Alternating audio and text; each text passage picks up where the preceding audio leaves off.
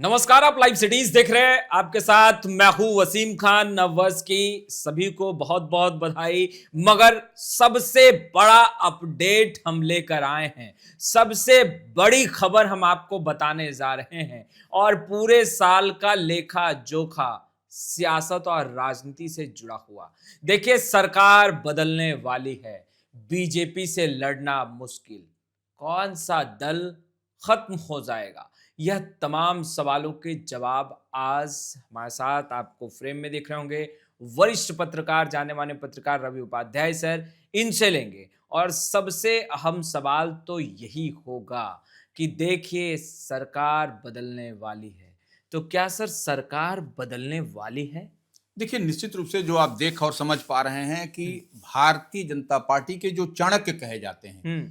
अमित शाह, लगातार फोकस्ड हैं और लगातार रिचार्ज कर रहे हैं अपने कार्यकर्ताओं को, अपने नेताओं को। तमाम जो विधायक हैं, जो उनके क्षेत्र के लोग हैं, सबको रिचार्ज कर रहे हैं, सबको चार्ज कर रहे हैं और कह रहे हैं कि जितने भी जनप्रतिनिधि हैं, जमीनी स्तर पर कार्यकर्ताओं के बीच में रहें, पूरी मुस्तैदी के साथ रहें, उससे 1 to 1 रहें और क्षेत्र को छोड़ करके न जाएं। क्षेत्र छोड़ के ना जाए। क्षेत्र छोड़ के न जाए। तो आप इस बात से इत्तेफाक रखिए कि जब चाणक्य खुद रिचार्ज कर रहे हो तमाम कार्यकर्ताओं, तमाम एमएलए को, तो आप समझ सकते हैं कि क्या मुकम्मल तैयारी है। और अमित शाह के साथ, अमित शाह तो आपको दिखाई ही पड़े, उनके साथ बैकअप के लिए आप देखिएगा पीछे पीछे कितने लोग हैं। आपको बिहार से के बड़े और कद्दावर चेहरे, बिहार के स्वास्थ्य मंत्री मंगल पांडे, जो भारतीय जनता पार्टी के पूर्व प्रदेश अध्यक्ष रहे, वह भी जो है सो 2 दिन 3 दिन पहले से ही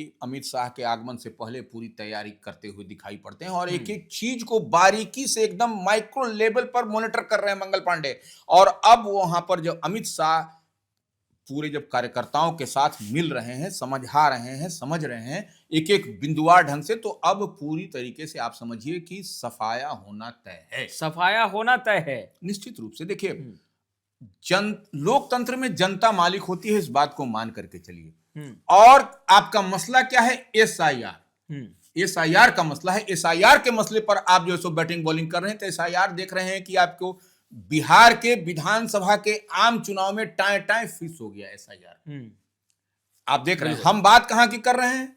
हम बात कर रहे हैं पश्चिम बंगाल की, हम बात कर रहे हैं ममता बनर्जी की, हम बात कर रहे हैं टीएमसी की, तृणमूल कांग्रेस की। तृणमूल कांग्रेस पश्चिम बंगाल में सत्ता में है, बनी हुई है, लंबे समय से बनी हुई है। आप देखिए कि किस तरीके से वाम दलों को ममता बनर्जी ने पश्चिम बंगाल से पैदल कर दिया। कहीं कोई आपको दूर दूर तक नहीं दिखाई पड़ता है। तो ऐसी परिस्थिति, ऐसी स्थिति, अब भारतीय जनता पार्टी की तैयारी है कि आप देख रहे हैं कि पश्चिम बंगाल के विधानसभा में जो गणित है विधायकों का, हम क्यों बात कर रहे हैं? क्योंकि वहां पर मार्च और अप्रैल में विधानसभा के आम चुनाव होने हैं। आप समझ लीजिए। और पश्चिम बंगाल विधानसभा का जो गणित है, जो विधायकों की संख्या होती है, 294 कुल सीट है वहां। बिल्कुल। और अभी तत्काल में 215 सीट आपको टीएमसी के खाते में है। एक उसकी सहयोगी गोरखा जनमुक्ति मोर्चा, जिसको हम लोग कहते हैं जीजेएम, उसके पास एक है। और भारतीय जनता पार्टी 77 सीट पर है, 77 है वहां पर पश्चिम बंगाल में, एक सीट अन्य को है। तो आप देख लीजिए कि भारतीय जनता पार्टी कितने दिन से वहां पर है, उसमें 77 सीट उसके पाले में है। तो इस बार करो या मरो की तैयारी है, डू एंड डाई का आपको करता हुआ भारतीय जनता पार्टी दिखाई पड़ रहा है। एसआईआर के मसले पर जो हम बार बार कह रहे हैं, बिहार में टाइम टाइम फिक्स हो गया, तो वहां पर भी ममता बनर्जी जो एसआईआर का मसला को उठा रही है, वह आपको कितना प्रभावी होगा, कितना आपको आगे चलेगा, यह आपको समय बताएगा। लेकिन हम बार बार कहते हैं बिहार के मॉडल को आप देखिए, तो वहां पर आपको वही मॉडल, बिहार का मॉडल वहां चलेगा। सर, सवाल यह भी है कि बीजेपी को हराना क्या सच में असंभव है? हम देखिए, बीजेपी को हराना निश्चित रूप से असंभव अभी तो वही दिखाई पड़ रहा है। क्योंकि आप देखिए, लोकसभा का चुनाव हुआ, आपने देखा पूरे देश भर में जब लोकसभा के चुनाव हुए, तो उस समय 400 का आंकड़ा पार, 400 का आंकड़ा पार आदमी कहता था। लेकिन क्या हुआ? भारतीय जनता पार्टी को 240 मिला। अब ऐसे समझ लीजिए कि पूरा एनडीए ब्लॉक बन करके कुल जो है सो भारतीय जनता पार्टी ने तैयार किया और एनडीए हो गया 293 लोकसभा में। अपने बलबूते सरकार में नहीं है भारतीय जनता पार्टी, अपने सेल्फ माने जो बात हम लोग कहते हैं वो नहीं है। तो अब जादुई आंकड़ा से पीछे, तो सरकार जो है सो एनडीए के बल में आपको 293 मिल रहा है, बीजेपी 270 है, टीडीपी 16 है, जेडीयू 12 है, एकनाथ शिंदे जो है वह जो है सो 7 है, एलजेपी 5 है, जेएसपी 2 है, आरएलडी 2 है, जेडीएस 2 है। तो इस तरीके से, और जादुई आंकड़ा क्या है वहां लोकसभा का 272 है। तो ये है, इससे बहुत कम है, 240 है भारतीय जनता पार्टी। तो जादुई आंकड़ा अपने बलबूते नहीं है भारतीय जनता पार्टी, एनडीए को मिला। एक सवाल और है सर, जब हम लोकसभा चुनाव के परिणामों का जिक्र कर रहे हैं तो बेशक 2019 लोकसभा चुनाव से बेहतर प्रदर्शन विपक्ष ने किया 2024 के लोकसभा चुनाव में। बिल्कुल। फिर ऐसा नहीं, क्या 99 लेके आया, ये बोलिए 99 लेके आया। तो फिर ऐसा क्या हुआ सर कि विपक्ष जो है वो सीन से अब धीरे धीरे आउट होती दिखाई दे रही है, और अब सवाल सभी के जहन में यही उठ रहा है कि बीजेपी को हराना असंभव। ये सवाल जहन में आ क्यों रहे हैं? देखिए एक बात समझिए, हाँ, कि आपको जितने भी रीजनल पार्टियां, क्षेत्रीय दल हैं, उसको ऐसे समझ लिया जाए, वह धीरे धीरे आपको विलुप्त होती जा रही हैं, समाप्त होती जा रही हैं, दिखाई नहीं पड़ रही हैं पब्लिक डोमेन में। ये तो एकदम आपको बहन मायावती की पार्टी बीएसपी आपको दिखाई पड़ रही है क्या? आप देखिए दिल्ली के विधानसभा के चुनाव में केजरीवाल की पार्टी हार गई। अब देखिए केजरीवाल कहां बैठे हुए? पंजाब में बैठे हुए। हाँ। तो ये आपको वहां पर आपने देखा कि रेखा गुप्ता दिल्ली की मुख्यमंत्री बनी, जो कहां से वह लोकल बॉडी से जीत करके आती थी, वो देखिए वो वहां के सीएम है। तो ये कहीं न कहीं भारतीय जनता पार्टी एकदम निचले स्तर पर, निचले पैदान पर पिक करता है और उसको आगे ले जाता है। तो ये एक बड़ी बात है, इसको समझना पड़ेगा। सिर्फ भोकाली करके, टाइट करके, हल्ला कहने से नहीं होगा, इस बात को समझिए।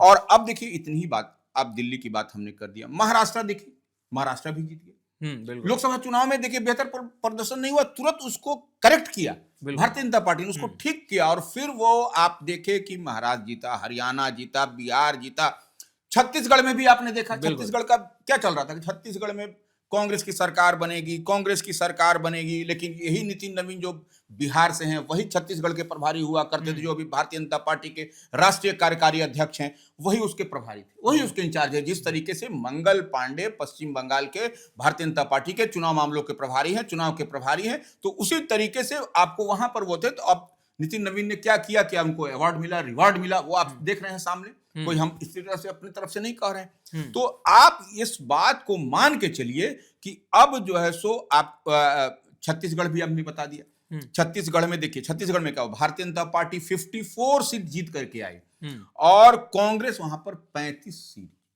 तो ये देखिए वहां पर, और अन्य को 1 सीट। अब ये वहां पर पेंच आपको महाराष्ट्र हो गया, हरियाणा हो गया, बिहार में आपने देखा, बिल्कुल बिहार में ही देखिए क्या माने ड्रास्टिक चेंज हुआ।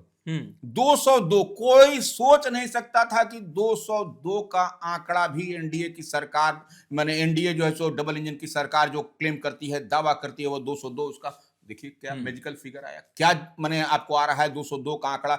न भूतो न भविष्य तो कोई सोचा था।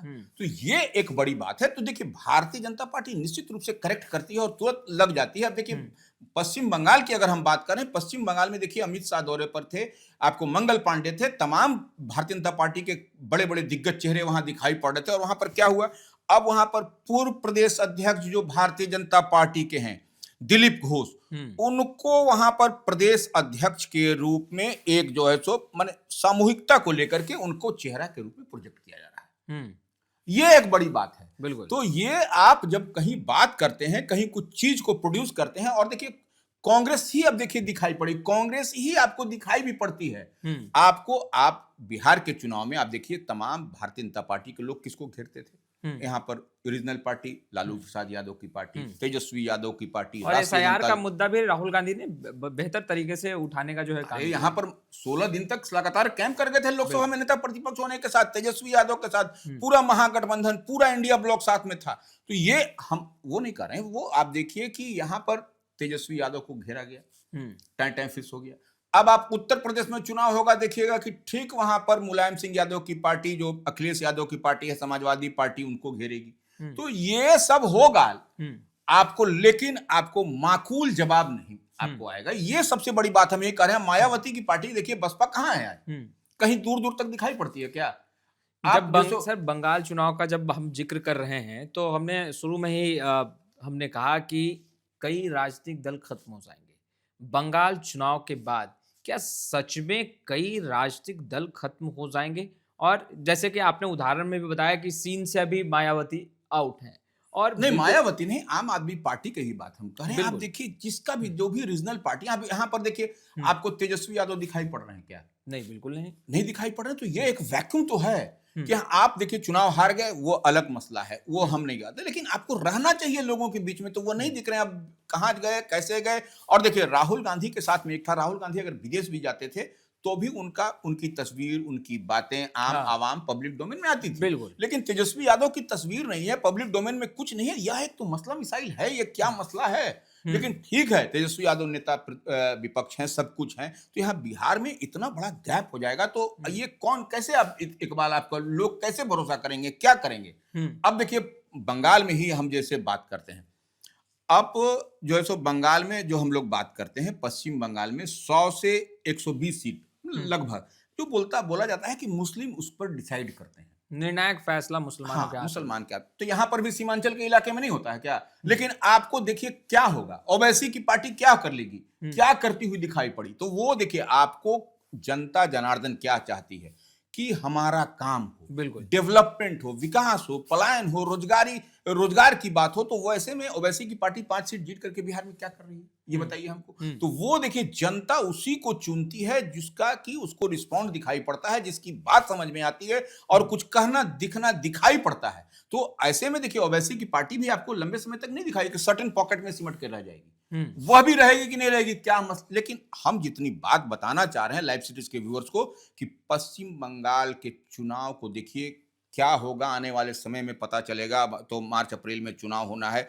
लेकिन 2021 का चुनाव जो हुआ था, जिस तरीके से थंपिंग मेजॉरिटी कह लीजिए, 215 से थंपिंग मेजॉरिटी हुआ 294 में, तो इस बार वैसा कुछ नहीं होने जा रहा है। इस बार बहुत कुछ आपको बदली तस्वीर वहां दिखाई पड़ेगी। मगर सामने आपको नहीं लग रहा है कि जो खिलाड़ी हैं बंगाल की राजनीति के धुरंधर खिलाड़ी, वहां के मुख्यमंत्री जो कि लगातार सक्रिय रहे ग्राउंड जीरो पर ही, और एसआईआर के मसले पर वो भी बहुत मुखर तरीके से बोल रहे हैं। यही तो हम बताना चाह रहे हैं, बिहार में एसआईआर के मसले पर आपने देखा कितनी बड़ी गोलबंदी, घेराबंदी इंडिया ब्लॉक महागठबंधन की थी, टाइट फिश हो गई। तो ये आपको एसआईआर का मसला वहां पर है, मसला बनाया जा रहा है, लेकिन आपने देखा कि कितने लाख वोटर का नाम इधर से उधर हुआ, कटा वहां पर भी। तो ये एक बात को समझना पड़ेगा, सिर्फ कह करके नहीं, आपको जमीनी ग्राउंड जीरो की स्थिति को समझिए और बाखूबी समझना पड़ेगा। इस तरीके से कहने से नहीं होगा। हम कई स्टेट का, कई राज्यों का उदाहरण दे चुके हैं कि वहां पर आपको